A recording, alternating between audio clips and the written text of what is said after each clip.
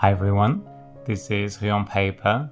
Today we will be continuing the ink swatching series with the third selection of blue fountain pen inks. Most of these inks are greyish blues, or at least blue inks that have a fairly low degree of saturation. It's a whole spectrum from very dark to very light inks. We have a bit of sheen and a sprinkle of shimmer. As always, I'll be using a glass of water, my Pilot Iro Uchishi dip pen in fine, my makeshift sample file holder, and an old towel. I'll be swatching on 52 GSM Tomoe River paper, and with all of that said, let's get swatching. The first ink is Diamine Chopin. Chopin is part of Diamine's music set, which contains inks named after famous composers of classical music. Chopin could very well be considered a blue-black, it's dark enough.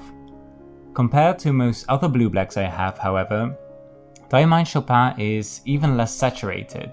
From today's selection of inks, this ink has the most sheen, in this case a dark red that is visible even in finer nibs. Then we have Diamine Indigo. As usual, I have a lot of Diamine inks today. They have such a wide range of colors and ink properties.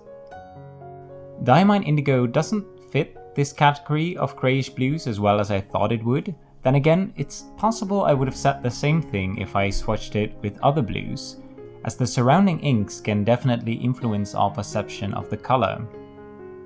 Diamine Indigo is a medium to dark blue, not very saturated, with a bit of red sheen. Our third ink is another Diamine ink, namely Diamine Prussian Blue. Prussian Blue looks a bit more saturated in a bigger swatch than it does in writing. I'd say it's an unsaturated medium blue, with just a rim of red sheen that doesn't really show up in writing, at least not with a fine nib. It's a wonderful ink for those that are looking for blue as their daily writer, but don't enjoy royal blues which have that hint of purple, and it's light enough to not appear black. Then we have Sailor Ink Studio 340. Part of the Ink Studio line of inks, number 340 is an unsaturated medium blue. I think this is what I'd call a denim blue. It shades quite nicely, albeit mostly in broader nibs, and it has the faintest rim of sheen in the bigger swatch. The ink behaves well and has a good flow. Next up is Herbin Vert de Gris. Depending on the paper, the lighting, or just your definition of color families, this one could be either considered blue, grey or green, which is in part why I like this color a lot. This is more the color I think of when I hear Vert de Gris, unlike Rora and Klingner's Vert de Gris, which is more of a blue-black ink.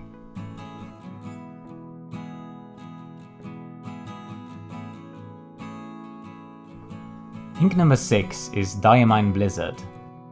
Diamine Blizzard was first released as part of the 2023 Purple Inkvent calendar and quickly became one of my favorites from that calendar.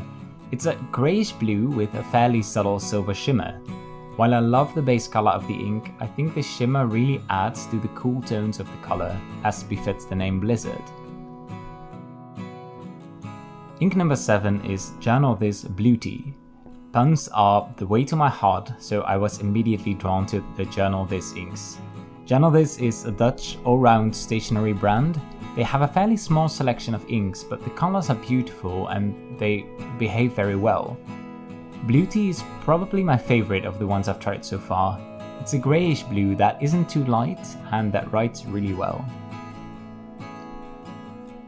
And then we have Herbin Gris Toits, or Toits de Paris, which translates to rooftop grey or roofs of Paris. This ink is part of the Paris line of inks, which are all inspired by the iconic scenery of Paris.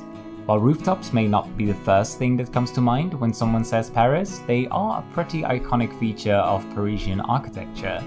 The ink matches that color, that specific color very well. As the name suggests, the ink can also be considered a grey, but it has very strong blue undertones, which is why I think it fits with the blue inks just as well. It's worth noting that the ink isn't as dry as some of the other lighter Herbin inks. Next up is Robert Oster Chicago. Part of the Cities of America line of inks, Chicago is a steely greyish blue. I'm starting to realize that many of these medium to light blue greys look very similar, as I do find myself gravitating towards specific colors, and this is definitely one of those colors that I love.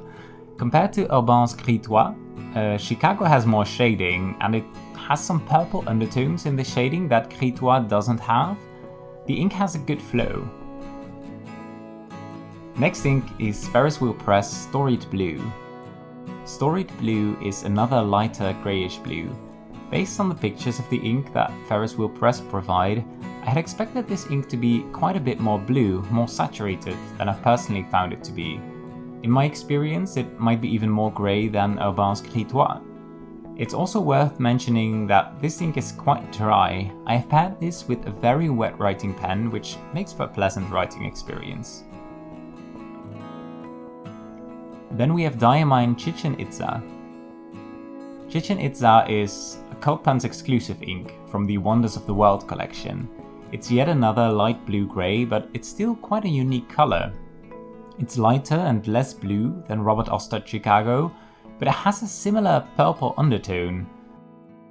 The colour reminds me of dusk on a cloudy winter's day, when the sky shows hints of purple and pink under a layer of blue and grey.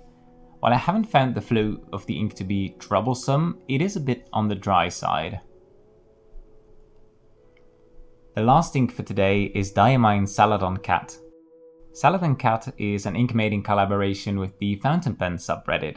Depending on the paper and the light, this ink sometimes looks more blue and sometimes looks more green, but always subdued and unsaturated. The ink has a really nice shading, especially in broader nibs. The flow is, yet again, on the dry side. And that's it, another 12 blue inks. From these inks, Journal This Blue Tea and Chez Herbin Gris are probably my favorites, but then Vert de Gris is also really nice, and I love Diamine Blizzard as well.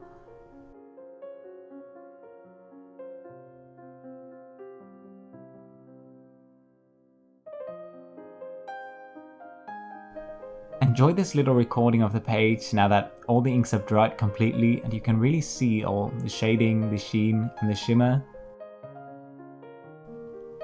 I hope you enjoyed this video, and I would love to hear what your favorite blue ink is. Be sure to subscribe to the channel if you don't want to miss the rest of the series, and I hope to see you in the next one. Take care. Bye!